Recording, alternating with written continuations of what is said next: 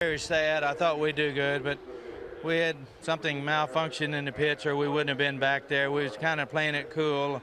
We tried for the lead and didn't get the lead at first, so we just wanted to run the race where we had it planned, and everything was going good till we had our pit stop. I don't know what happened. Well, that was an air wrench that malfunctioned on the left front of the car, and they were working on it, but you maintained your composure and you went back out. What are your thoughts right now when you see this, the possibility? Is it the end for you? I don't really know what I'm going to do. Everything's going through my mind right now.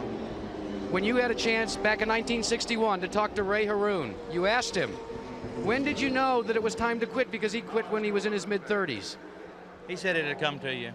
Has it come to you? Well, not really. But I make a statement or commitment. I usually try to live with it. Paul, he wants to keep the option open. And I'm sure were he to commit to retirement, the fans would not hold him to that promise. Willie T. Ribbs out of the race as well. Here's Jerry Punch. Well, Paul, ironic, two of the men who got the biggest applause when they qualified were A.J. Foyt and Willie T. Ribbs, and both of them have climbed out of their cars here almost simultaneously. Willie, what happened? Well, Jerry, right after the green flag started, the car was fine, and then we had a yellow, and then when we restarted again, we developed a misfire, and we can't detect it, and it's just dropped the engine right off. So, you know, it was a great month, and I thank McDonald's, and I thank all the support and all the fans and everybody that's motivate me to get here, and I'm just sorry that we didn't get to run the whole race. Will you be back next year? Absolutely. I think that, you know, we want to be back, and I know the fans want me back, and I support, and I thank you all. A lot of courage, a man who may be beginning a long career at Indianapolis Motor Speedway, Willie T. Ribbs. Let's go up pit road to Gary Gerald. Well, Jerry, while A.J. Foyt was limping toward his pit in his car, the defending champion, Arie Luyendyk, was in his pit. And the chances now of repeating a 500 championship have certainly been dimmed. Some type of electrical problem took off the bodywork. They changed spark plugs. They've been trying to make adjustments. They've got him back on the track, but he was in here, unfortunately, a very long time. Paul? Yeah, but the good news, Gary Gerald, is that lengthy pit stop didn't bother him that much. He came back in 19th place, only a lap behind the leaders. We are still under yellow. The reason for the yellow, of course, is an accident that involved A.J. Foyt, Roberto Guerrero, and Kevin Cogan, who is now out of the car. But you can see the USAC safety crews and the Indianapolis Motor Speedway safety be very careful with Kevin. We'll keep a close track of this situation with Kevin Cogan. Look in the upper right-hand corner here as we look back toward the situation that set up this yellow. Both cars hard into the wall long before they were into the corner, Bobby. Well, they certainly did, and of course we didn't see it soon enough right there in that shot to be able to make a call on it, why it happened. But boy, I'll guarantee you they both hit the wall hard, and obviously from all the damage we could see that anyway. But there's Cogan behind. And you know, the new cars, you know, you can see dodging everywhere. Roberto Guerrero in the foreground. Yeah, Kevin Cogan in the upper part of the screen. Yeah, Cogan, you know, something might have gotten into the cockpit. The car didn't look like it was bent up super bad, so probably one of the rods came through or something. Well, maybe that last replay will give us the most information on what happened to Kevin Cogan. Kevin Cogan, 35 we'll take a look at it again. Palos Verdes, California. There it is. Now let's look at the cars that are running just behind. Imagine the guy's trying to dodge all the tires. And AJ was caught by debris. He actually had the car well down under control. Take a look now.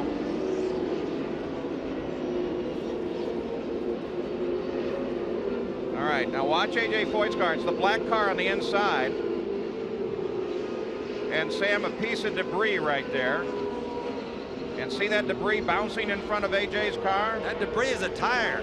Oh, he hit a tire and hit it hard, Paul. It's almost too small, Bobby, to be a tire. It looks like another part of the wheel assembly. Perhaps the brake caliper or something.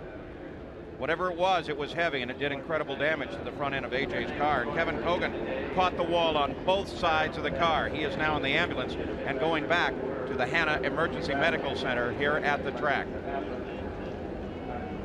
One more look. Both cars hard against the outside wall at a most unusual place. I've not seen an accident in that area of the track in a very long time. They ride the wall and then they come off the wall with the rest of the field coming down. And you know what Bobby said about it seemed as if Kevin might have been hit in the head. He didn't seem to be sitting forward in the cockpit as he crossed the track.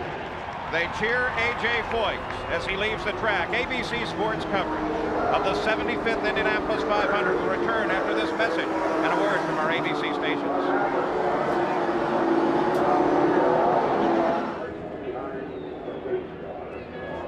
Back at the Indianapolis 500, which was delayed because of rain. The caution flag is out at the moment, but we expect to go green any time, and will do so with Mario Andretti leading his son to the line as the green comes out. Now, we've already had a series of incidents in this race. On the very first lap, we had a spin from Gary Bettenhausen, and look at the battle for the lead. There's Mario and Michael fight it out, and Mario gives way to his son. Michael has the lead of the race. Bettenhausen spun. That sent Buddy Lazier into the wall. Lazier is out of the race. Bettenhausen replaced tires and is back in the action. There are 4 Andrettis in the top 10 right now. John runs 6, Jeff runs 10. I still think it's amazing to see a father and son race so close and so hard against each other like that. As I said before, they don't cut each other any slack. We had a caution then for Eddie Cheever, who was already out of the race with a problem. And Rick Mears began sliding backwards from his pole position. Then the yellow flashed on again as Roberto Guerrero and Kevin Hogan got together on the north chute. And as they ricocheted off the wall, debris plummeted down and hit the left front of A.J. Foyt's car, and A.J. Foyt is out of the race. This race is only 34 laps old. We're approaching the first 100-mile mark. You can see Rick Mears working a little out right now. Now, Jack Arute tells us that he made an adjustment to the rear end of the car when he came in for his pit stop, like we thought he would. Probably put a bigger wicker bill on the back of the wing, Paul. Now you can see him start working a little out, so his car is definitely gaining. And whatever they did has obviously helped Rick as he comes up inside a little now. I think Rick is... Look at how he came off that corner, though, Bobby. Seemed to push coming off the corner. Let's keep an eye on Rick Mears. He's definitely pushing, Paul. There's no question about it. That means the adjustment that he made to us too much, because there comes Rahal by him now. Rahal gets him on the inside. So Rahal saw whatever it was with Rick. Now Rick's going to come right back at Rahal. No, he isn't. Look at the desperate trouble he's in, Paul. When he goes down that low, look at him down.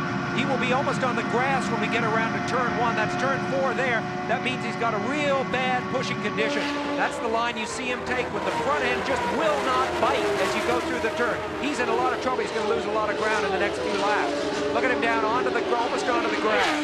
Using a tremendous amount of the course. We're accustomed to seeing Rick Mears drive with precision. That's not what we're seeing now. He is obviously struggling with that car. Now all he can do now is slow down in the turns, because with the front end pushing like that, he would just soon hit the wall or wear out the right front tire. So he just got to slack off. He can't come in now. It's too early to come in after the last stop. He'll have to put some laps on, hope for another yellow, or run out as approximately 33 to 35 laps of green before he can hit again, Paul. Remember, the last time Rick won this thing, he fell a full lap behind and was able to make it up. He knows how to save the car.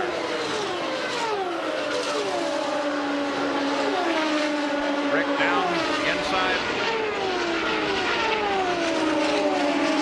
We keep watching. Certainly not the driving style that we're accustomed to out of Rick, but for the moment at least it appears that he's comfortable with it. But still, it's put him back in 5th place. Just ahead of him is Bobby Rahal. Jack Arute, you have an update on Rick? Well, maybe we're seeing a brand new line for Rick Mears, because he reports to Richard Buck, his crew chief, that everything's fine. They seem very, very pleased with the car right now. What do you think? I have to say that's wrong. I think that they just don't want to talk right now. Rick Mears is going backwards and getting past. There's something wrong with him, I promise you. Ari Lyondike, we've mentioned, has been in and out of the pit several times. With an update, here's Gary Gerald. Well, Paul, they were able to locate the problem. It was a broken spark plug. They replaced them, as you mentioned. It was under the luxury of the yellow, so they lost just 1 lap, but they feel the problem is corrected. He's back at speed, on course, well back in the middle of the pack. Ari Lyondike running back in 14th place, but in the last few laps, he's been able to move up. He came back off that stop in 19th position. There's Emerson Fittipaldi working with John Andretti right now, working up another good race right there, Paul. There's number 5, Emerson Fittipaldi. Somebody we expected to be a lot faster early on in the race. That's the battle for 6th, of course, Bobby, and Rick Mears, who's running 5th, is right ahead of them. If you look just up the road there, there's Rick Mears, then John Andretti, and then Emerson Fittipaldi. That John Andretti is working up on Mears, pulling up on him, so back again, Rick is definitely in some sort of a handling problem. Fittipaldi comes up behind Andretti. Emo has led 286 laps during the past 2 years as he works his way to the front. He tries a line not dissimilar from that being run by Rick, don't you think, Bobby? Well, he's keeping up a similar line, but Paul, they're all going down to the bottom and all coming out. Remember, Rick Mears just had to slow down to retain that line. Several years ago, the rule here was that you couldn't drive with 4 wheels below that line. That is no longer the case. No, they had to give up on that. The management did, at least temporarily, until they could do something else about the track, Paul, because when it's easy to run down there, the guys are just going to do it, and that's human nature. And talk about the Andretti family. Well, they dominate the top 10. Michael is first, Mario is second. They also occupy 6th place with John and 10th with Jeff. Emerson Fittipaldi just went by John Andretti. John's run into some handling problems. Watch him slowing down the turns a little bit there too, Paul. Most of the drivers stay at the Speedway Motel on the grounds. Emerson Fittipaldi on the right of the screen here now pursuing Rick Mears. Here comes Rahal challenging his teammate, Little Al. So 2 battles between teams right now, Paul. And I'm sure neither owner really entirely happy with it. As we're just crossing the 100-mile mark, you don't want to see your team battling itself this early on. Well, that's for sure, Paul, because, you know, there's nothing worse than for a team owner to have his car get into an accident together. And I'm not saying it would happen, but it could. It's never a good feeling. You watch Bobby Rahal. The numbers on the center of his steering wheel tell him when his flow gauge on the dash reaches those numbers that it's time to come into the pits for refueling.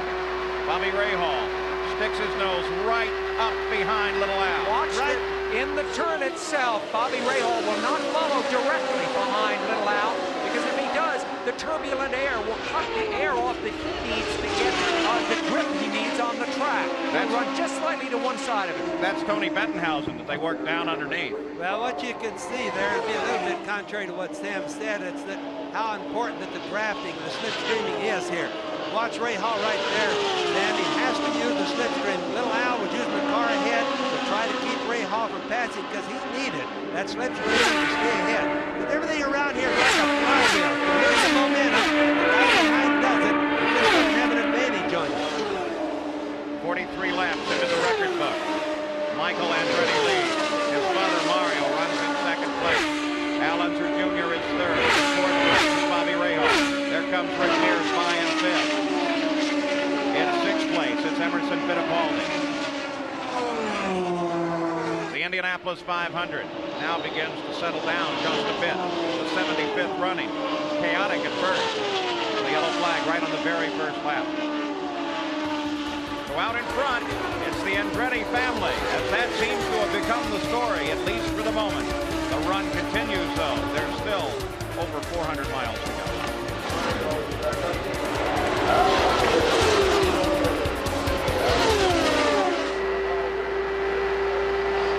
Bobby Rahal and his teammate Al Unser Jr. have been dicing it up for 3rd place. That fight continues. There's plenty of sports this afternoon here on ABC Sports, and it's auto racing. The International Race of Champions. Scott Pruitt, Rusty Wallace, Bill Elliott are in the lead as they head into the 2nd challenge of the IROC, and that comes up right after the Indianapolis 500 here on ABC.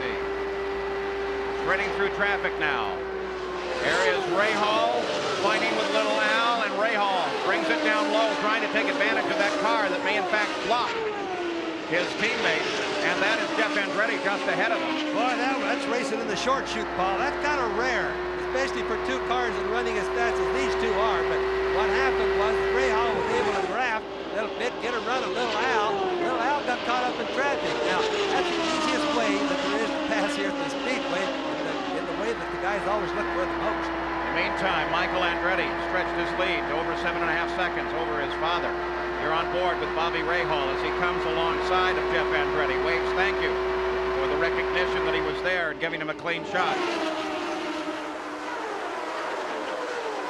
Jim Crawford's car has been retired as a crew member puts a helmet away. And Jim Crawford's day is done. Driving here for Kenny Bernstein. There's a lot of courtesy. You saw Ray Hall's little wave there to Jeff Andretti. A lot of courtesy between the drivers out there on the track. They really owe their lives to each other.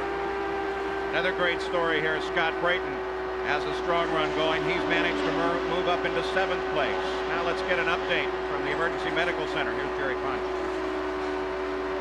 Dr. Henry Bach has come out of the medical center. Henry, what's the status on Roberto Guerrero and Kevin Cogan? Roberto Guerrero has suffered a small bruise to his right shoulder, and he will be released from the hospital here shortly.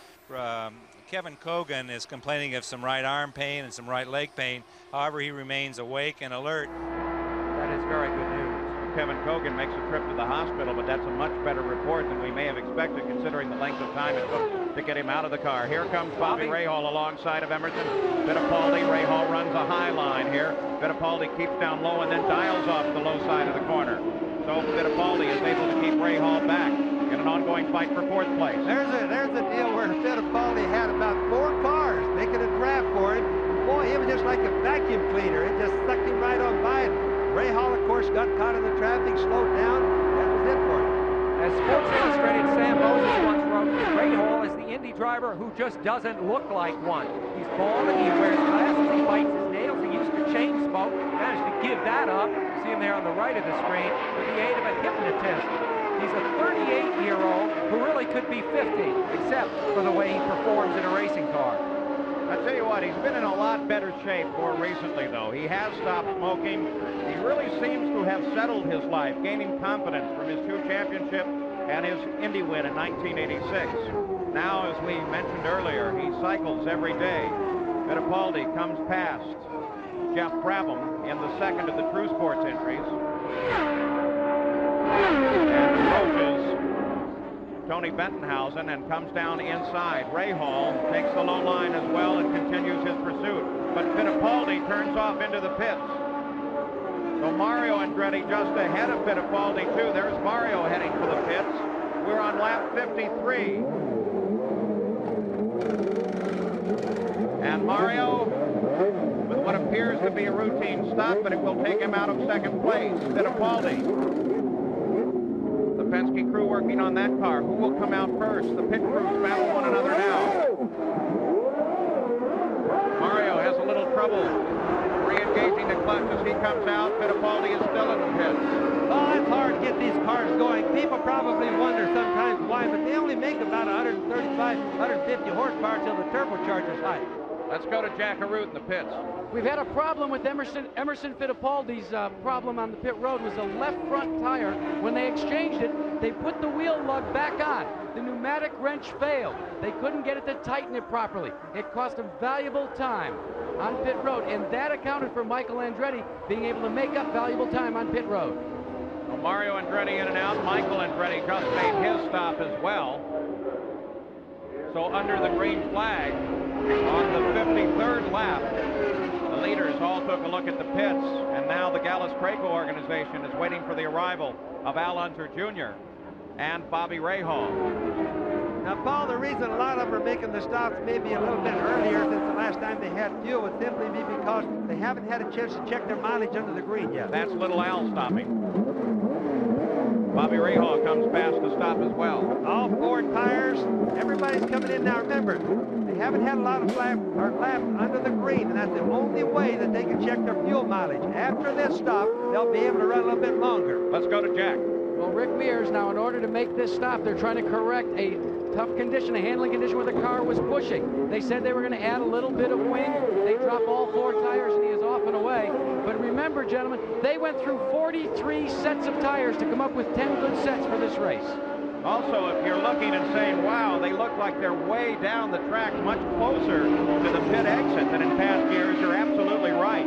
Remember, with accidents like Dominic Dobson's and Mark Dismore's, they have moved several of the pits, in fact 3 of them, down south of the gasoline alley entrance and closer to the exit of the pits to kind of clear up the north end of the track. Al Unser Jr. came out of the pits, the leader of that battle, but now It is Michael Andretti that, after the pit crews made their stops, has the lead of the race. In the Valvoline race summary after 50 laps, Mario Andretti was the leader. Started in the 3rd position, led for 10 laps. The average speed, nothing to brag about just yet. 3 caution flags have brought the average down to 164.7 miles an hour.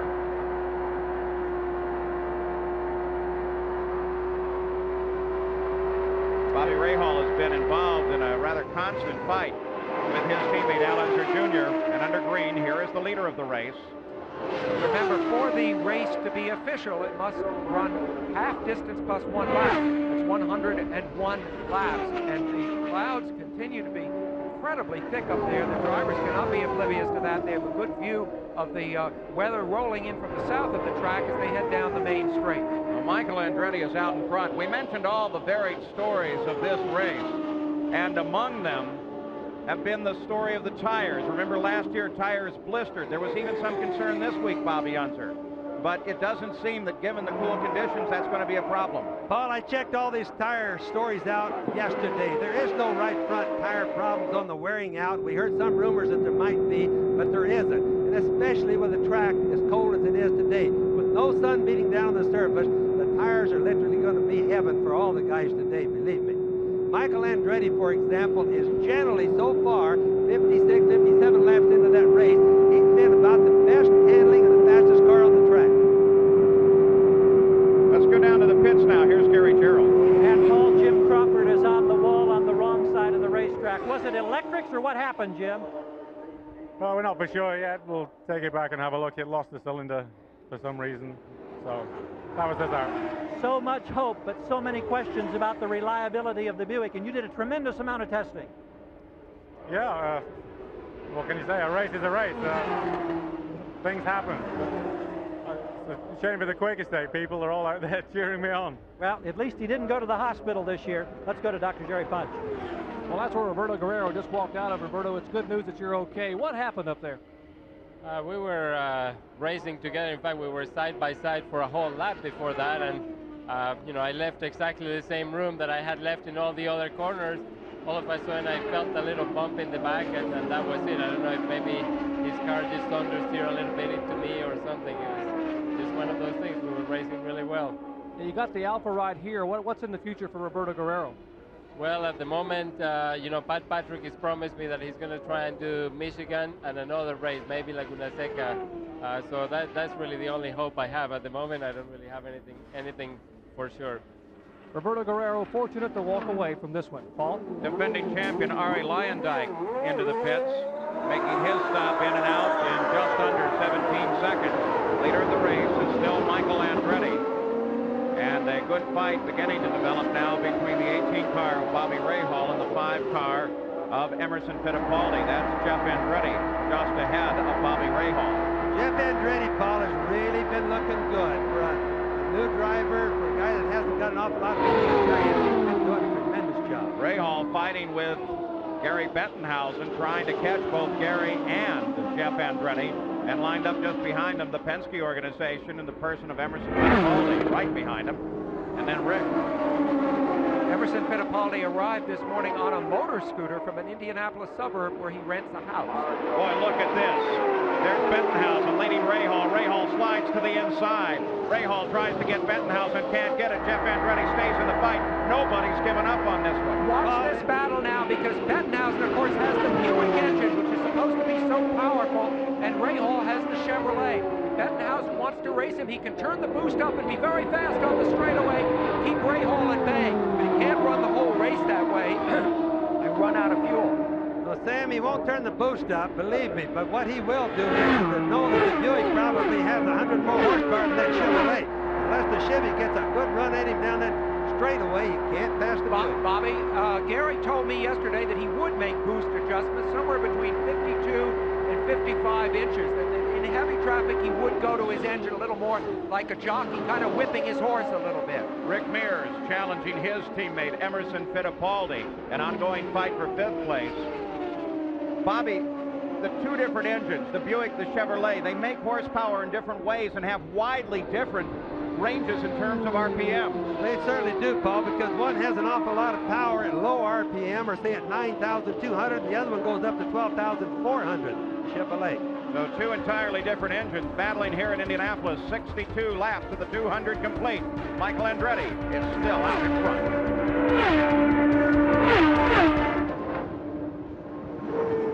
It's a lead gray sky over the Indianapolis Motor Speedway. Michael Andretti leads this race, but rain could yet be a factor. Now, we had hope that we could give you from time to time a complete rundown through the entire 33 cars in the field.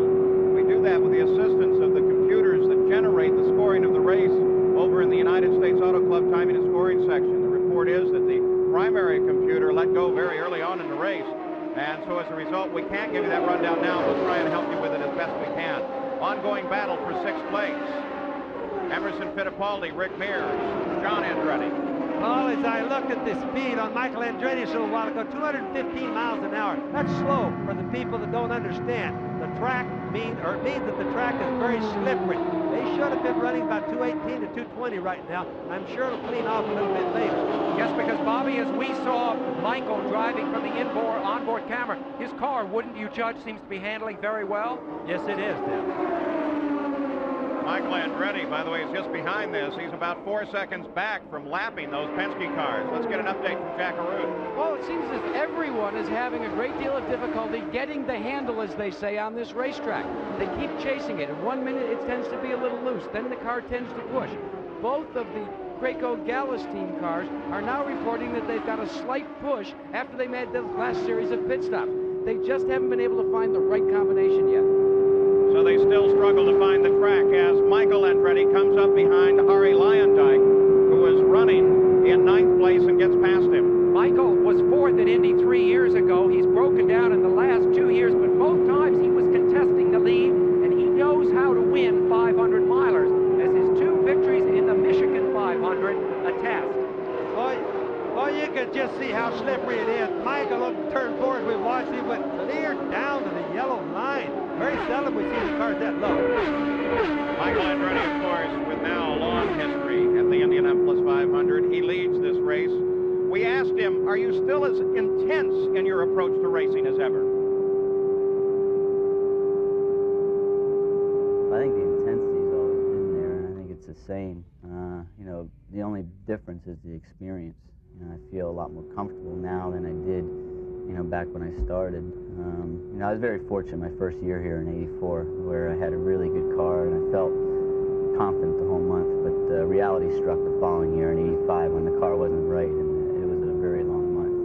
And that's the year that I really came to respect this place. And you know, it's those type of experiences that make you feel comfortable today, because you know what pretty much what to expect now. And you know, I think that's good. And look how Michael comes up and tries to handle his cousin John, but John doesn't want any of it. He pulled alongside on the backstretch. Now they work into 3. Paul, just look how low John was running. It would make you think by looking at that he was going to the pits today. Look at, they're running so low. I don't believe in all the years I've been here, I've seen them run this low on the racetrack. So obviously, it's very slippery out there for whatever reason. You know, dropping oil, water, debris, you know, dust, things like that. The guys are really to the bottom. Rick Mears comes inside Gary Bettenhausen, not a pass from position, but Mears is trying to keep away from Michael Andretti, who is just behind. And of course, that's the battle of the Buicks we've been talking about. But how are the Buicks faring? Well, Jim Crawford is out, Willie T. Ribbs is out, Kevin Kogan is out with a crash. Gary Bettenhausen is running 2 laps down.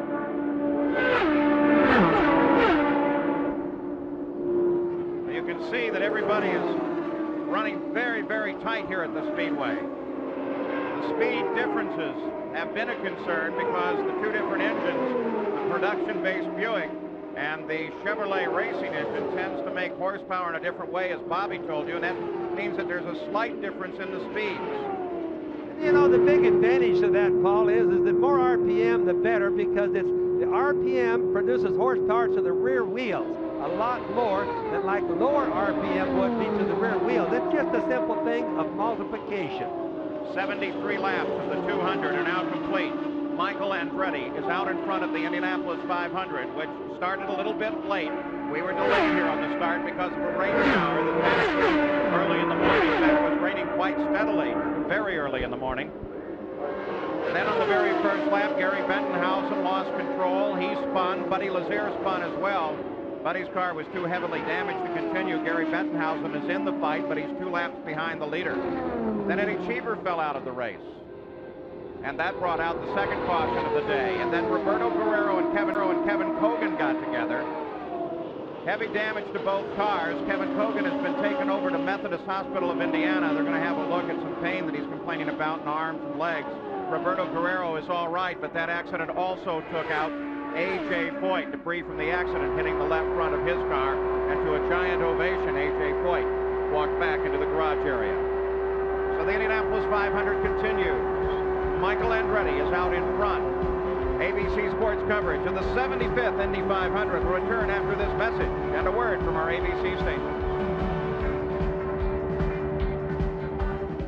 On board with Michael Andretti, the leader of the race, but he comes over to the left into the pit area and makes yet another pit stop, this on lap 78. And Gary Gerould waits for him. Indeed we do, Paul. We're wedged in between tires, fuel tanks. I've never seen it as crowded in the pits, but now we see the nose of the car. Fielding hose is engaged. He reported on the radio that everything was good. We see a tremendous amount of heat being generated from the brakes and the right rear. Smoke coming there, no major problem. Still up on the jacks. Mario came in. He wanted more stagger because he had a push. Now he's down and away. We got it right around 16 seconds on the Michael Andretti stop.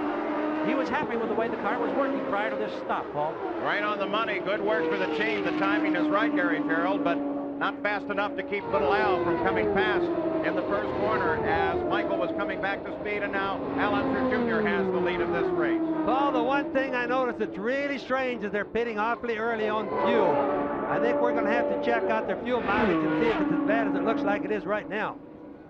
Let's go to Jack Arute. Paul, let me tell you what the teams are going to do. They're going to adjust the handling through the use of tire pressure in the right rear tire. Normally, a right rear like this would carry 45 pounds of pressure. There haven't been any tire wear problems. What they're going to do is they're going to increase by 2 pounds the pressure. Now, they're radial, so they can't adjust the stagger.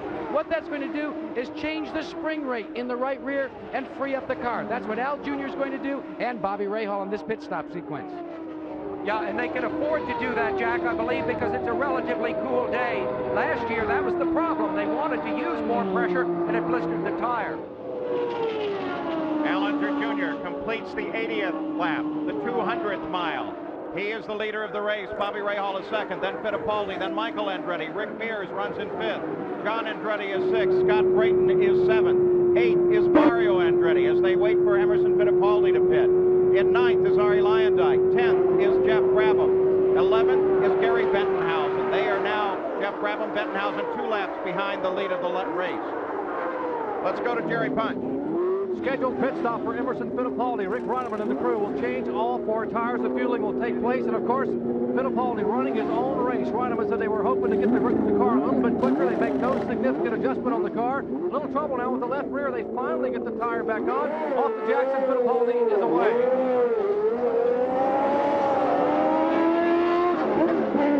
And the roar of that engine as Fittipaldi comes back to the fight, and Gary Bettenhausen makes his stop. And here's the leader of the race, Al Unser Jr.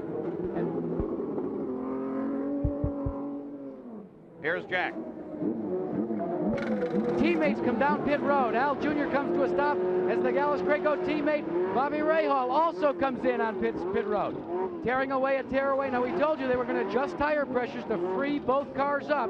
They have completed their work on Al Jr.'s car as they continue to work on Bobby Rahal's machine, and it is a drag race by these teammates down pit road.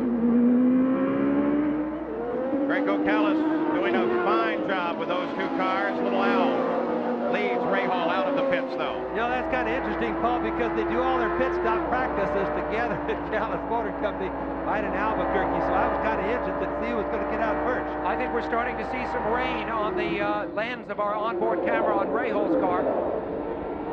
Well, we completed 82 laps. That is 19 short of a full race. The clouds are very dark to the south. That could definitely figure into the race. In fact, these teams will do some incredible.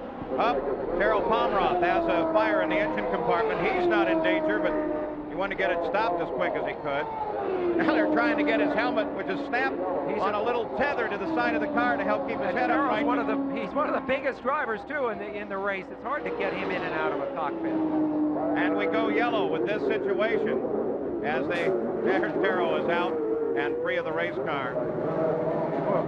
When you're in that and you're stuck in it and you don't, in the panic of the moment, you don't know why you can't get out, you can just be terrified. Now we're approaching the halfway point of the race, the halfway point being 100 laps. That's 15 laps away now. We are under yellow because of this situation, but as suggested, the clouds overhead are getting much darker. There is the possibility of the rain. That will figure into the race as well. We'll be back. Paul Newman, co-owner with Carl Haas on the Newman-Haas team. His car, Michael Andretti at the wheel, is in the lead. And just over his shoulder there, $1 million operation. They use a number 10 can to help keep the vent covered over in case of moisture. Newman, of course, has been the co-owner of this team since the early 1980s. There's Terrell Pomeroth's car being carried away. He's in good shape. We saw him wave to the crowd. Newman would desperately like to see a victory today. It would confirm and all of the years of waiting. Paul Newman, board with the yellow flag. Roger Penske, he's keeping an eye on his cars. Next Saturday at 3 o'clock, 2 o'clock Central on ABC's Tour. The sport's best pair up and take aim at the $142,500 purse in the Beaumont PBA Doubles Classic live. And then at 3:30 Central Time on Wide World of Sports, it's the broadcast premiere of the controversial Mike Tyson and Razor Ruddock heavyweight war. And what a war it is. Plus the Advil Mini Marathon from New York City. It all begins Saturday here on ABC Sports. Well, they cleaned the track up. Still under yellow from Terrell Pomeroth's fire in the engine compartment. Let's get an update on Michael from Gary Gerald. Well, Paul, of course, he's been battling up here with the lead. Just as he came in for that last pit stop, he was on the radio hollering, loose, loose, loose. They made the stop. They found a puncture in the left rear. That's why the car was loose. But the critical thing is they made a slight wing adjustment on the stop. So now, how is the car going to react when they go back to green? Will they have to go back to the earlier setting on the next stop? That's the question the Michael Andretti crew has right now. Well, Michael Andretti, of course, runs at the lead. There's Terrell Pomeroth, number 23, sitting by the edge of the course. This is what happened. You can see some puffs of smoke coming out of the back. Apparently something broke in there and set fire to the engine compartment. Looked to me like an oil fire, Bobby. Well, it could have been an oil fire, could have been fuel, Paul, because once the fuel gets to burning also, it'll burn some of the materials around there. Most likely, though, it's an oil fire. Terrell himself forgot about that tether. He was so anxious to get out of that car, you can well understand that. A driver's biggest fear is naturally fire. Boy, you can just see with him, he doesn't want to negotiate this deal. He wants out of that car. If that name sounds a little unfamiliar, he's from Finland, where he worked in the shoe business that made his family so prosperous. Very nice man. But like so many others here, his dream has been to drive the Indianapolis 500. Well, as we run under yellow, you've seen so much running in traffic. We ask a series of the drivers, what is it like to drive in traffic at Indy? Traffic is pretty tough because of the fact that the air dominates the car so much when you're running over 200 miles an hour. When you're behind another car, you're losing 15 to 20% of your aerodynamics that you've had to hold you down on the track, and that's throwing you all over the place. The car's moving around, your head's moving around. If you're following just one car is one thing. When we're following a group of cars, it's like a storm out there. And it's not the eye of the storm. You're on the outside. I mean, you're where it's tough, where it's heavy. When I'm driving alone and there's not many cars around me, I think it gets a little boring. And then once I get a group of 5, 6 cars in front of me, then I kind of say, yeah, you know, I've got something to do. I've got something to get my way through. And it can be very exciting traffic, but you have to think for the other guy. The guy in front of you, if he's slow, there's a reason for that. He might have a problem, and he might be so busy concentrating on the turn and trying to keep his car underneath him that he might not be paying attention to you. So you have to think for the other competitor while you're trying to pass him or lap him. And so there is no misunderstanding. The yellow is for Terrell Pomroth's fire. We had mentioned that there was a drop or two, but nothing really to affect the speedway. In fact, it's lightening up over the speedway right now. 87 laps are complete. Now, the race is official at 101 laps, just past the halfway point. So should it start to rain, you could call the race. And all of these teams are absolute experts at trying to predict the weather. There it is. Not necessarily predicting the weather. Around here, Paul, everybody has to be a weatherman the way it's been this month.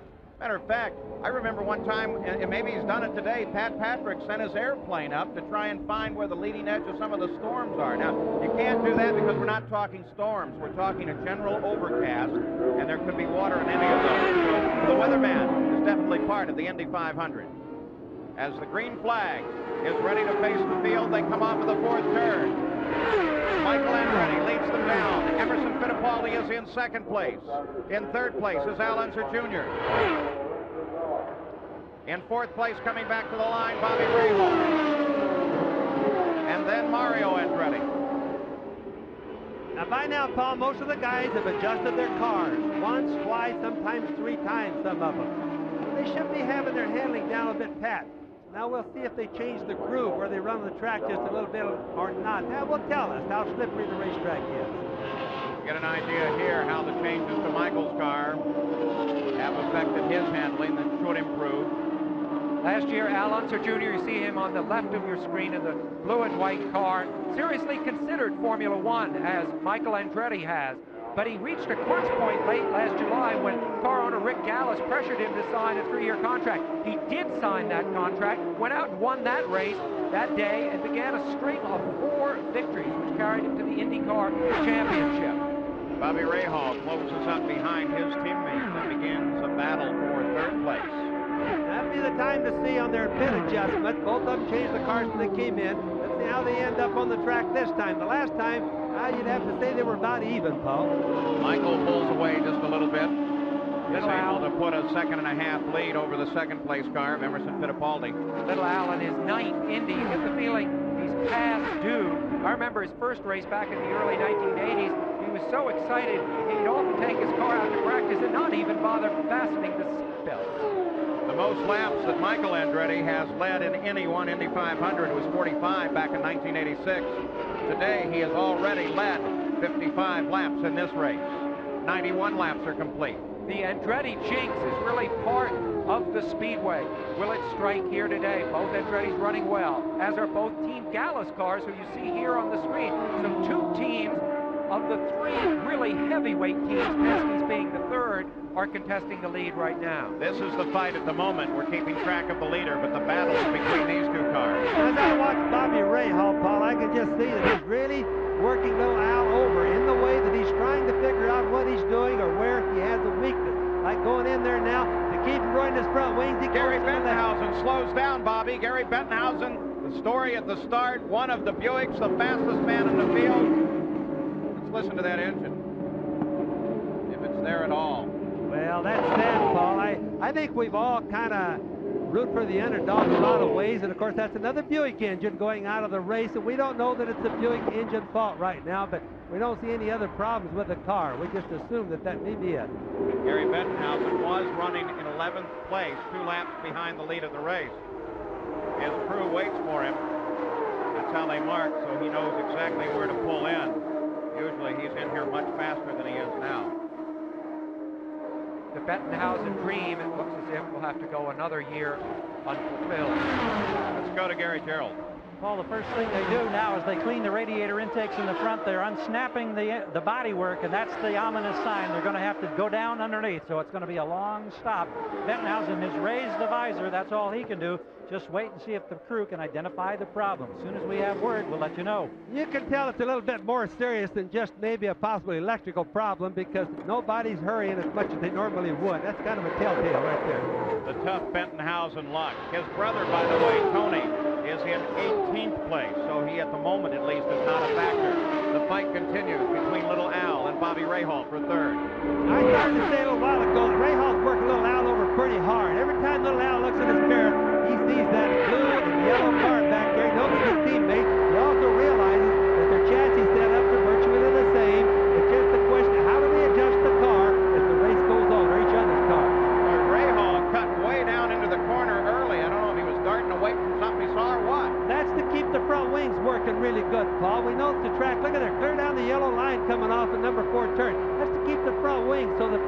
doesn't push or he doesn't lose the grip on the front tire. Still, that line surprised me. Rahaal's wife, Dad, Michael, talked to me about their Lebanese heritage. We're afraid of failure, he told me, more than anything else. In fact, last year, Bobby Rahal, see on the right of the screen, failed to win a single race for the first time in 8 IndyCar seasons. But he's really set himself some goals for this year. There's John Andretti. He runs in 7th place, and right now he finds himself between the leader of the race, Michael Andretti, and the 2nd place car of Emerson Fittipaldi. But he's keeping pace with the leaders. Michael Andretti seems to be staying out in front. In other words, not losing ground. So, looks like the adjustment that he made really didn't hurt him that much in the pit stop, Paul. Back at the front of the field again, you can see Emerson Fittipaldi trying to close in on John Andretti. John not a factor in this fight, but Fittipaldi has moved the gap from almost a full 2 seconds behind the leader, Michael Andretti, where now he is just running just under a second behind. So Fittipaldi is on a roll. Well, Fittipaldi is again. Should be a lot faster. He's been going all day. And pit adjustments or adjustments during the pit stop should help. But maybe, I just now noticed myself that Emo is gaining a little bit on Michael. So maybe Michael does have a little bit of a problem, contrary to what I just said. And can Emerson Fittipaldi take advantage of John Andretti? Here's Bettenhausen. He's climbing out of his car now. His day obviously done. Normally a driver would say stop. Strapped in that cockpit if there was any chance of the car working at all. 14th time in 19 Indy 500s that Gary Bettenhausen has failed to finish. The fastest car qualifying for this race. That's really kind of a sad deal, and especially for somebody that's been around as long as Gary Bettenhausen. To go through that spin that he did early, not hit anything, to be able to continue, then mechanical problems. Driving for the John Menard team, Gary Bettenhausen climbs out of the race. Their other car, of course, was Kevin Kogan. Back now watching as Little Al tries to hold off. It's hard to believe that only 1 year ago, Little Al won his first oval race. The race that follows this, just by a week, the race in Milwaukee. Just a year ago, he never won an oval up to that point. Little Al runs in 5th place. Rick Mears coming up to do battle with Little Al. There's Rick there. And at the front of the field, it's still Michael. 98 laps are complete. So we're coming very close to the halfway point in this race. Bobby Rahal, he still runs in 3rd, chasing Emerson Fittipaldi, with Michael Andretti out in front. We'll be back. For so many years at Indianapolis, we followed the fate and fortune of the Bettenhausen family. Gary Bettenhausen has just climbed out of the car. It apparently seemed to be engine related, Gary. Yes, Gary, we had a problem with the chassis early in the race, and the car was very loose. And then we finally got the car working good, and I was running 5th gear trying to make up for lost time. And, you know, I guess it just didn't like to be turned that hard, but I think it broke a valve or a rocker arm. And that was because of that first lap incident? Yes, well, I don't know what happened. The car just turned loose on me. It hasn't done that all month long. And early in the race, the car was just really loose when I'd be behind somebody. But we finally got the car where it was pretty decent for about the last 30 laps. Will there be a 20th year at Indianapolis for Gary Bettenhausen? I'm sorry, Gary, I can't hear you. Will there be a 20th year for you at this famed racetrack? If John Menard and Glidden will have me, I'll be back. All right, let's go back to the booth and Paul Page. And we have now passed the 250th mile. We're actually at lap 104, averaging 169.5 miles an hour. But should rain become a player now, the race would be officially called if in fact the track is drenched. There's no indication that that may be happening at this time. And into the pits, here comes Mario Andretti. Mario is running in 5th place as he rolls down to the Newman Haas team. Well, as I watch Mario into the pits right now, I just noticed that Emerson Fittipaldi just turned a lap 220 miles an hour. The price of poker is going up, possibly some because of the weather. Mario pulls away in 16.5 seconds. Good stop for the crew. And here there's Hiro Matsushita, first Japanese in the race. Once his position in the starting field became known, reporters reporters flocked to the Speedway from Japan. His grandfather, of course, founded the Panasonic company, carries that name as a sponsor today, but he insists, as he falters away, that he doesn't have a great deal of backing from his family. He says that's a different tradition in Japan than it is in America. He must make his own way. You can certainly imagine the Japanese may be coming to Indianapolis in force in a manufacturing capacity, and he would lead that wave. Here are the cars out of the race in this Valvoline race summary. Buddy Lazier, Willie Ribbs, Eddie Cheever, Roberto Guerrero, his accident, Kevin Kogan in the hospital now. We'll try to get a further update. A.J. Foyt, not injured in that accident. Scott Goodyear, Jim Crawford. Mike Groff, the fastest rookie in the field, out with a radiator problem. You saw Terrell Pomross engine fire, and you just saw Gary Bettenhausen retire from the race. Now, we've been talking a lot about the different engines here, and the strongest report that we're hearing from the track here, though still labeled only as high-grade rumor, is that within the next few days, perhaps even tomorrow night, that the Indianapolis Motor Speedway may announce a new engine formula, and that formula will be non-turbocharged engines, a 3.5-liter formula, which would match some other engines in the world, Bobby Unser. I think everybody's been looking forward to that happening. There's been a lot of rumor of it for a long time, Paul, and I think what it amounts to is that they just don't want to see one company like Chevrolet have such a big control over competitive racing in IndyCar racing. Michael Andretti's crew is ready for the leader of the race on lap 108 to dart into the pit, refresh the fuel tank, and pick up some tires. Of course, who would then have the advantage in the Indy cars? Well, that engine is very much like the Formula One, and it's known that Roger Penske is working on his Formula One engine now. As Michael comes to the pits, here's Gary Gerould. Drew anxiously waves, now goes to a bent knee, and they wait the nose of the car. Remember, they made a wing adjustment the last time, but it was a puncture in a rear tire that caused the car to go loose. Michael now wants them to make the adjustment back to the original setup. They've recorded no problems with fuel mileage. There was early concern, but the yellow flag certainly helped that situation. Ready to come off the jacks, and boy, does he line it up once again. As usual, he is strong out of the pits.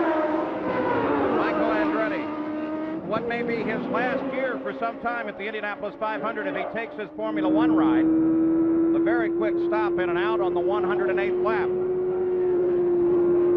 Good work by that Newman Haas crew. And the new leader of the race, of course, becomes Emerson Fittipaldi, as they were running so very close together.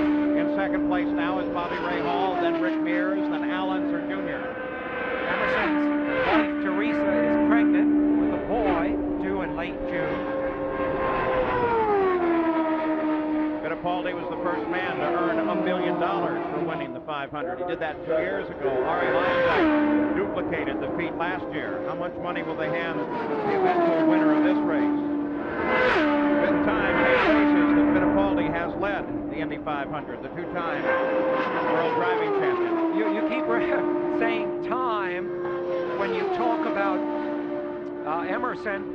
And it's funny, there's such a thing as Emerson time, because he becomes so involved with whatever is happening at the moment, he's often late to whatever is next. I think he's too much of a gentleman to rudely whomever he has been with, but hence the idea of Emerson time. He is, however, never late to races, and sometimes not even late to winner's circle.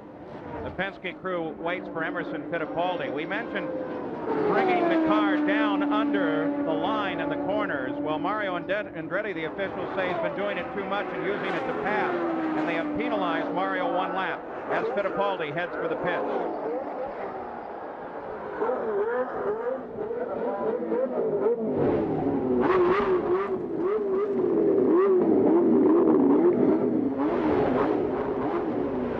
Fittipaldi's car, routine pit stop, and they asked him, do you want any changes in the car? He said, no, car okay, is all he said on the radio. Very pleased with the way the car is handling. They've had no tire problems. He's off the jacks and away. In and out in just over 16 seconds. The stops will take a little longer the further you go into the race because there is less fuel in the pit side tank, and it takes a little longer to run out. Mario Andretti was charged with 1 lap for driving below the yellow line between 3 and 4. Well, that's the first time that I've seen that happen here, and I'm not saying it's not justified. That's for certain it is. They've been warned enough time. Bobby Rahal coming into the pits now. Rahal picked up the lead of the race, and so now here is Rahal in as the stop begin to cycle through, and Jack Aruta's there. And Ray Hall finds his launch very nicely, comes to a complete stop. Now, they are not going to make any changes to Bobby Rahall's handling package. I asked Barry Green, the crew chief, what they were going to do. They said 4 new tires, and then we'll be back after it. They've dropped the air, and his teammate, Al Jr., has come in. Now, they're going to put brand new tires on Al Jr.'s car. Rahall's team went for scuffs. Now, Al Jr. taking on the full load of fuel. But here's the problem. They asked him what kind of changes he wanted on the car. He said, how about a little bit more boost? Once more horsepower. Al Unser Jr. is out. Rick Mears was in and stop as well. And Emerson Fittipaldi, Rick's teammate, is out in front of the field, averaging now up to 172.1 miles an hour with 113 laps complete. ABC Sports coverage of the 75th Indianapolis 500 will return after this message and a word from our ABC station. Back in Indianapolis, 118 laps complete by the leader, Emerson Fittipaldi. He's turning laps up in the 213 mile an hour range. The average speed of the race, 172.7 miles an hour. Now there's the leaderboard. Michael Andretti is chasing him. Michael's about 5 seconds back behind Fittipaldi. Then Ray Hall, Rick Mears, and Al Unser Jr. Now they have shown a black flag to Mario Andretti, because apparently he's continued to pass under the line, and they're afraid that he doesn't understand what they're going to penalize him for. Let's take a look, too, at the race summary. As we're at this point in the race, the leader, of course, is Fittipaldi. There's Michael, though, who has led much of this race, and this is the summary at 100 laps. The average speed then, 168.127, and at that point, we had 4 caution lights. Now, let's kind of review that. Back at the beginning of the race, it was Gary Bettenhausen that spun in the very first corner. He spun and recovered, went on, but Buddy Lazier wasn't so lucky. He tapped the wall with his nose of his car, but it wasn't nearly enough to be able to continue in the race, so he retired. Then we went to caution for Eddie Cheever. We had an accident involving Roberto Guerrero and Kevin Cogan, but the debris from the accident caught A.J. Foyt and took A.J. Foyt out of the race. Guerrero's okay, and Kevin Cogan was taken to the hospital, but he's believed to be in satisfactory condition. Gary Gerald now has an update on the Mario Andretti situation. Oh, we saw him come in on the pit stop. We were in the commercial break. He was violently shaking his head. Tony Sicali and the crew over the wall are on the radio to him. They were black flag, we are told, to bring him in because of that penalty, as you mentioned, passing down under the yellow line. We only learned from one radio comment. Mario simply said, I cannot believe that. But the manner in which he was shaking his head, as much emotion as we've seen from Mario in the cockpit on a race car in years. Well, Paul, I find it very hard to understand how, if what we hear is true, that Mario got penalized in the lap for running under or running too low on the track right there, as we see that car going, and all the other cars. In other words, every car we've seen on the track is running under the white or the post the yellow line. Should be equal for all, I would think. The actual word was, though, passing under that line. Maybe that's where the distinction lies, Bobby. Paul, they're all doing that. We've watched many passes where the guy goes under the white line like that right there. Gimbal is right there, and then as he goes across the short chute, we watch the passing going on. I think it's a difference on how officials are reading it, or maybe they're not seeing it all. Roger Penske watches as his card with Emerson Fittipaldi. Some fairly quick laps in the lead, above 215 miles an hour. Now that's Fittipaldi, just came out of the screen. Look back in the field for Michael Andretti, and there's Michael.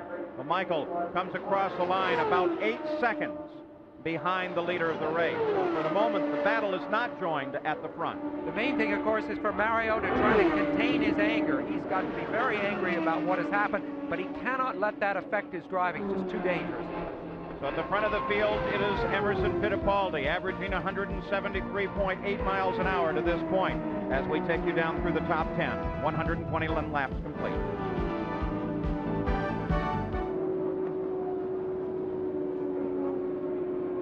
You ride with Michael Andretti. He's in second place. The leader of the race is Emerson Fittipaldi.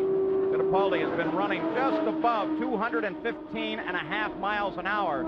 The average speed of the race is down at 174.9, that owing to 3 caution periods thus far, and the 75th running of the Indianapolis 500. And they're showing Michael that he's 9 seconds behind Emerson Fittipaldi. There's Tracer Fittipaldi, due any day now. but she's still here supporting Emerson as best she can. Well, for the moment, she's taking a rest on the back of the pit wall. There's Fittipaldi. Look at that. Remember back in 1989 when these two battled with one another right up to the closing laps of the race, and then they touched, and Fittipaldi went on to $1 million. And little Al climbed out of a wrecked race car and saluted Fittipaldi as he came past on that final lap. Could that happen here today? So Fittipaldi out in front, started 15th and is in the top position now.